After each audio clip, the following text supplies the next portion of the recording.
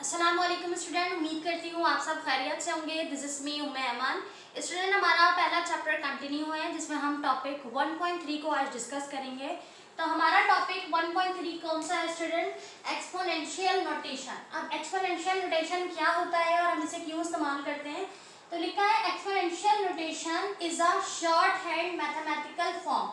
Exponential notation है क्या? Exponential notation क्या है स्टूडेंट? एक शॉर्ट हैंड मैथमेटिकल फॉर्म है। ठीक है, अब इसे लिखते कैसे हैं? And written as x where x is multiplied itself by n times. ठीक है, अब यहाँ पर हमारे पास जो है ये लिखा हुआ है x और इसके ऊपर पावर है n, तो हम इसे लिखते हैं इस तरीके से। और एक्सपोनेंशियल नोटेशन है क्या? ये एक शॉर्ट हैंड मैथमेटिकल फॉर्म है। अब शॉर्ट हैंड मैथमेटिकल फॉर्म का क्या मतलब?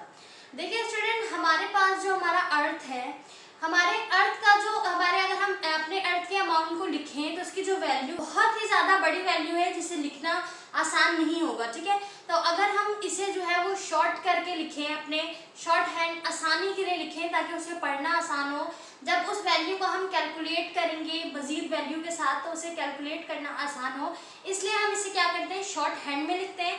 और उस शॉर्ट हैंड लिखने को हम क्या कहते हैं? Exponential notation. ठीक है, यानी कि आपके पास कोई बहुत ही बड़ी वैल्यू हो, उस बड़ी वैल्यू को जब हम कैलकुलेट करेंगे तो वो कैलकुलेट करने में बहुत मसला देंगे। ठीक है, बहुत मसला क्रिएट करेंगे, तो हम क्या करते हैं? उसे शॉर्ट करके लिखते हैं, कंप्रेस करके लिखते हैं। अब वो कंप्रेस करके लिखना जो है हमारे पास एक्सपोनेंशियल नोटेशन कहलाता है। क्यों? क्योंकि हम उसे एक्सपोनेंट के फॉर्म में लिखते हैं। किस तरीके से? उसे लिखने का तरीका है x की पावर n। अब ये x हमारे पास क्या है? x जो है ये मल्टीप्लाई होगा इटसेल्फ, मतलब खुद से। अब यहाँ पर x में कोई भी वैल्यू आएगी। अब जैसे मैंने लिखा 4, ठीक है, अब ये x जो है यहाँ पे मिसाल के तौर पे 4 है और ये जो n है ये क्या है? बाय n टाइम, मतलब n इसकी पावर है। अब मैं इस 4 के ऊपर लगा दूं 2, ठीक है, तो इसका मतलब क्या है कि 4 जो है वो बाय मल्टीप्लाइड होगा इटसेल्फ, मतलब अपने आप से मल्टीप्लाई होगा, लेकिन कितनी दफा मल्टीप्लाई करेगा तो ये हमें कौन बताएगा? इसकी पावर। तो यहाँ 2 है, हम 4 को 2 बार मल्टीप्लाई करा देंगे तो जितनी पावर होगी उतने टाइम मल्टीप्लाई होगा। ठीक है, हमारे पास कैपिटल X यानी कि जो वैल्यू मौजूद है। आगे लिखा है, अगर हम इसे मैथमेटिकली समझे स्टूडेंट तो लिखा है exponential notation is represented as the product of two number. अब अगर हम मैथमेटिकली बताएं तो एक्सपोनेंशियल को हम किस तरीके से नोटेशन को रिप्रेजेंट करते हैं, तो हम इसे रिप्रेजेंट करते हैं एज अ प्रोडक्ट, यानी मल्टीप्लाई की फॉर्म में रिप्रेजेंट करते हैं।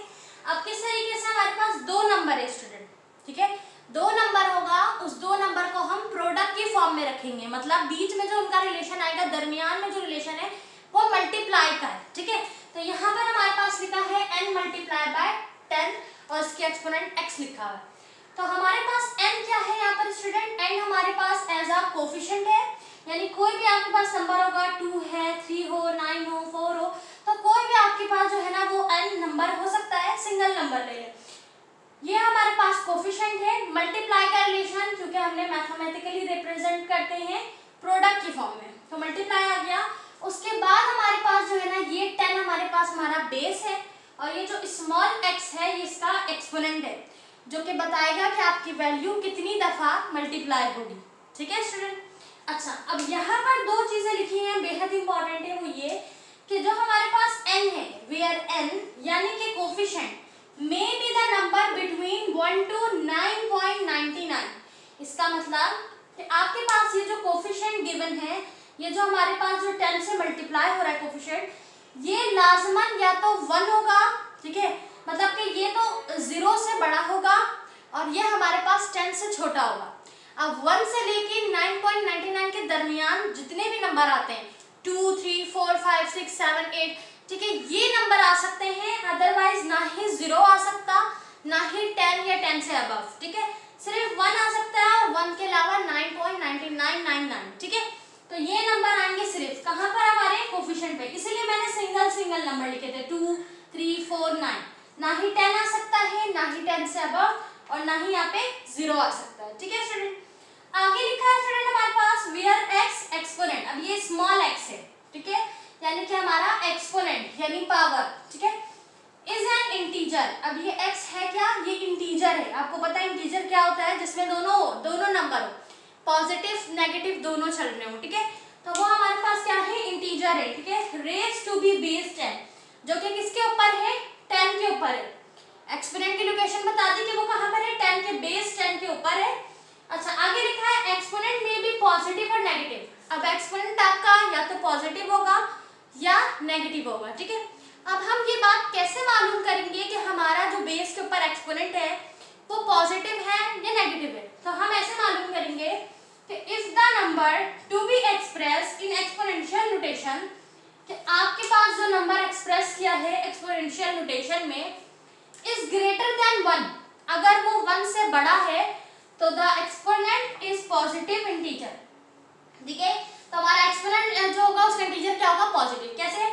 जब हमारे पास फॉर एग्जांपल नंबर है 8.71200, ये हमारे पास मिसाल के तौर पे नंबर है, तो हमारा 8 जो है ये 1 से बड़ा है, तो इसका जो एक्सपोनेंट आएगा स्टैंडर्ड फॉर्म में जब हम इसे कन्वर्ट करेंगे, अभी हम इसके बाद कन्वर्जन भी सीखेंगे कि एक्सपोनेंशियल नोटेशन से स्टैंडर्ड में हम कैसे आते हैं और स्टैंडर्ड नोटेशन से हम एक्सपोनेंशियल नोटेशन में कैसे जाते हैं, ठीक है। तो इस तरीके के क्वेश्चन आपके एग्जाम्स पे आ सकते हैं, ठीक है, एमसीक्यूज में आ सकते हैं।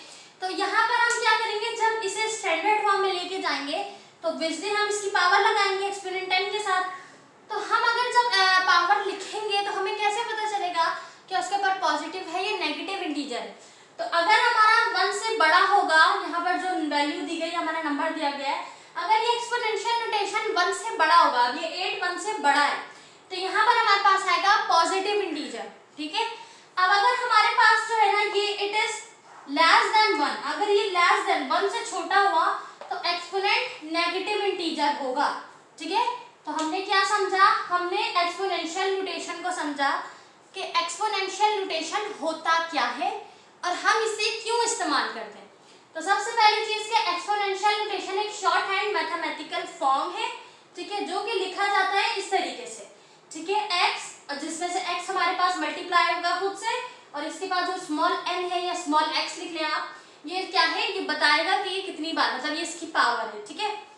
अब एक्सपोनेंशियल नोटेशन को हम इस्तेमाल क्यों करते हैं, ताकि हम नंबर को रिड्यूस कर सके, ताकि हमारी जो कैलकुलेशन हो वो आसानी से हो सके, ठीक है।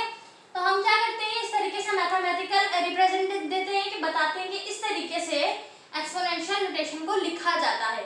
n हमारा कोफिशिएंट है, मल्टीप्लाई का रिलेशन है, 10 हमारे पास बेस है, x इसकी एक्सपोनेंट है, ठीक है स्टूडेंट। आगे हमारे पास बताया गया है कि हमारे पास n जो है कोफिशिएंट, ये 1 से लेकर 9.999 तक होगा, ना ही 9 से बड़ा ना ही 1 से छोटा होगा, ठीक है, यही वैल्यू आनी चाहिए। अब अगर आपके पास जो है 1 से बड़ी वैल्यू होगी तो आपका जो एक्सपोनेंट है वो पॉजिटिव इंटीजर होगा, 1 से छोटी वैल्यू होगी डेसिमल में तो वो आपके पास क्या होगा, नेगेटिव इंटीजर होगा, ठीक है।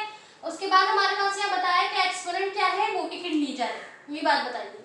तो ये हमारे पास था एक्सपोनेंशियल नोटेशन स्टूडेंट, ठीक है। हम इसे क्यों इस्तेमाल कर रहे हैं, किस तरह कर रहे हैं, ये हमने डिस्कस किया। अब नेक्स्ट वीडियो में हम इनका कन्वर्जन देखेंगे कि स्टैंडर्ड नोटेशन से हम किस तरीके से कन्वर्ट कर रहे हैं एक्सपोनेंशियल नोटेशन में, ठीक है।